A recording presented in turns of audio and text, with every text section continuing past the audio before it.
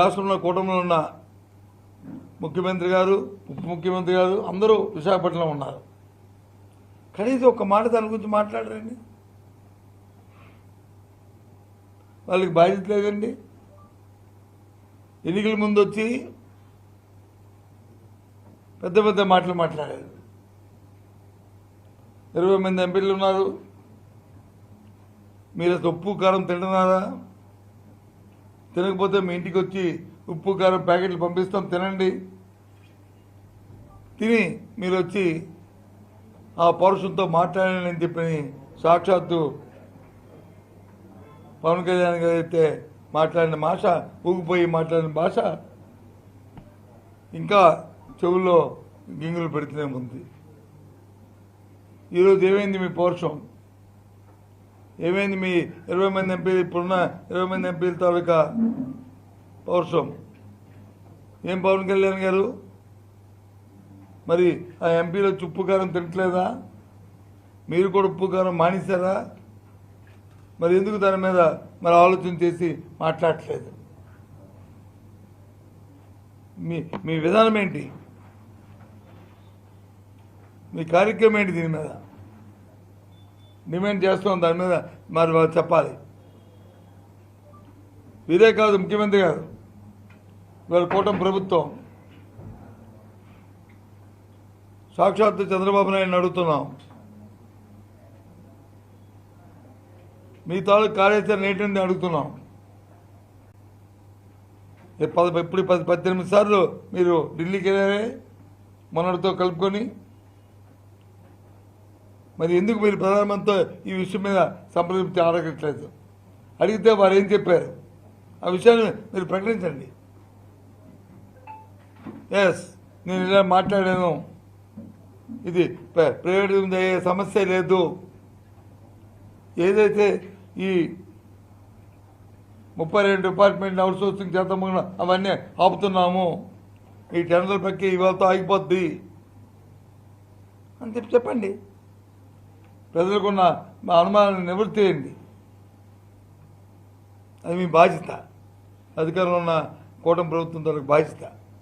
కానీ ఎక్కడ కొంచెం మేరలో ఆ అంశం ఎక్కడా కనిపించట్లే. ఈ చంద్రబాబు నాయుడు గారికి కానీ, కూటమిలో ఉన్న పెద్దలకు కానీ,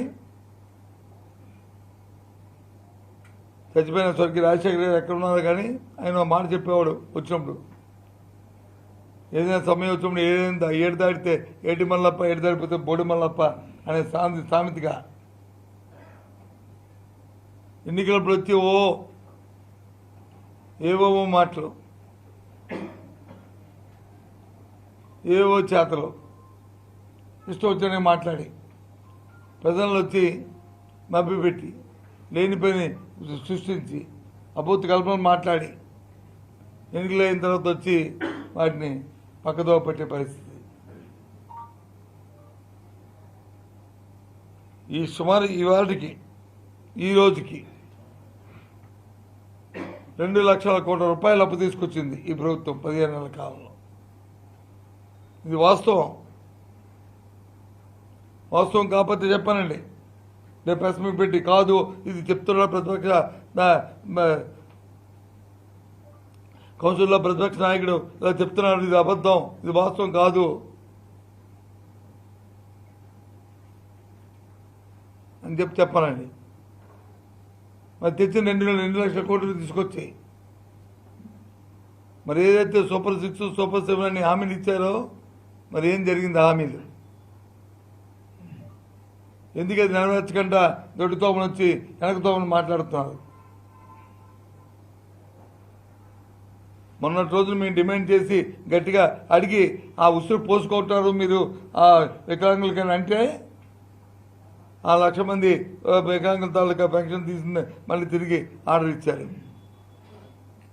ఇచ్చిందని సార్ ఆ ఇచ్చిన ఆర్డర్ని సస్పెన్షన్లో పెట్టారు మా బలవంతం మీద, వాళ్ళు చేసిన యాజిటేషన్ ద్వారా. ఆ పాపం ఉట్టిపోద్దు అని చెప్తే మీ బుర్రలకి వచ్చి ఆలోచన వచ్చింది, పాప మీద వచ్చింది. అసలు ఏమవుతుంది ప్రభుత్వం? దేని గురించి? ఉదయం లేచిన దగ్గర నుంచి దోపిడీ దోపిడీ దోపిడీ.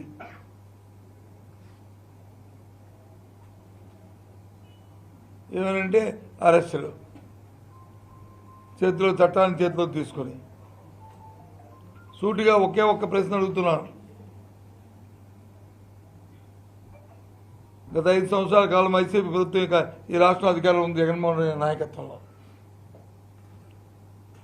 15 నెలల కాలమైంది కూటమి ప్రభుత్వం చంద్రబాబు నాయుడు నేతృత్వంలో అధికారంలో ఉండి. ఈ 15 నెలల కాలంలో జరిగిన హత్యలు కానీ, మహిళల మీద జరిగిన అఘాయిత్యాలు కానీ, పిల్లల మీద జరిగిన అఘాయిత్యాలు కానీ, లేదు పిల్లలు తింటున్న మధ్యాహ్న భోజనం పథకంలో కానీ తింటున్న భోజనంలో జరుగుతున్న కలుషిత ఆహారం సమస్యలు కానీ బేరీజ్ వేసుకుని 5 సంవత్సరాల్లో జరిగిన కంటే 15 నెలల కాలంలో ఒక్క కేసు కానీ ఎక్కువ జరగలేదంటే నేను తలదించుకుంటాను. 15 నెలల కాలమో 5 సంవత్సరాలు. నేను చెప్తుంది 14 నుంచి కాదు, 19 నుంచి 24 మధ్య ఈ 15 నెలల కాలం తగ్గి పెట్టుకోమనండి. ఎన్ని జరిగాయి? ఎందుకు జరిగాయి అంటే సరైన పర్యవేక్షణ లేకపోవడం, చట్టాన్ని చేతితో తీసుకోవడం, ఇష్టారాజ్యంగా ప్రవర్తించడం, పరిపాలన గాలికి వదిలేయడం, వీటి వల్ల జరిగిన అగాత్యాలు ఇవన్నీ కూడా చాలా దురదృష్టం. బాధపడుతున్నాం. తీవ్రంగా జరిగిన సంఘటనల పట్ల సానుభూతి ఖండిస్తున్నాం. ప్రభుత్వ పరిపాలన విధానాన్ని ఖండిస్తున్నాం. ఇది కాదు, సాంప్రదాయం కాదని చెప్తున్నాం.